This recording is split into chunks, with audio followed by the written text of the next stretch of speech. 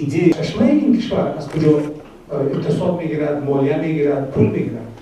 در برابر دیگر کارهایشان و خزینه های دیگر هنگفتی که دارند، آنها امروز یکی از منطقه های پرغنایم از نفت این منطقه را به خود گرفتند.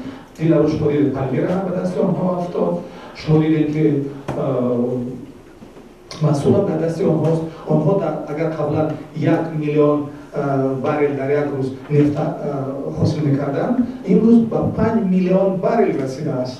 اگر ما و شما با موضوعهای داغی امروزه جهان معاصر نظر بافکنیم، میبینیم که بیشتر آنهایی که به دام گروه‌های افراطی و تروریستی میافتند جوانان میباشند و در این راستا منطقه آسیای میانه، جمهوری تاجیکستان نیز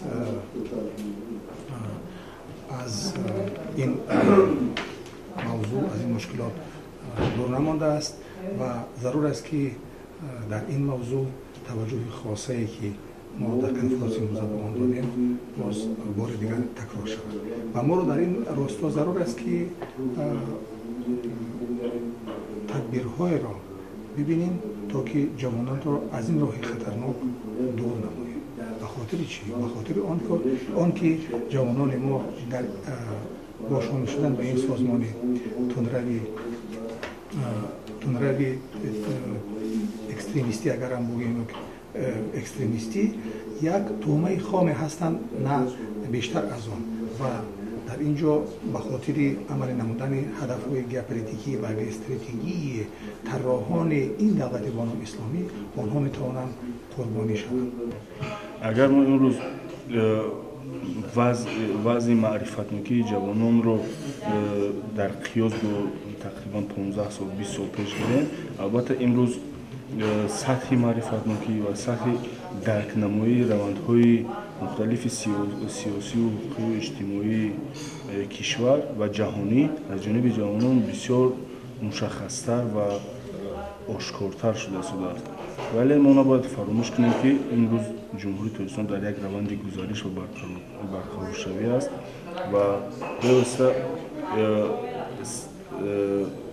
همون سطح معرفت‌نوکی جوانان در آن شکل ضروری قالب‌گیری نشده است.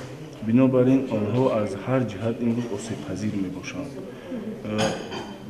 چطوری که شما از آمار خبر دارید، تقریبا 70% اهالی جمهوری تاجیکستان را نسل تا 35 ساله تشکیل میدهد.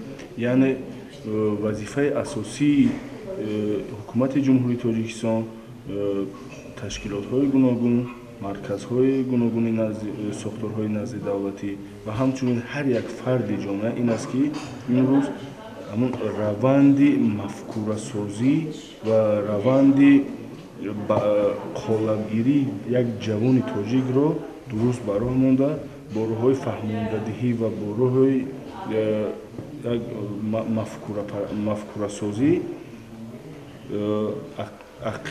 در خود جوان‌ها اندیشه‌های ملت محوری و وطن محوری جای دهند.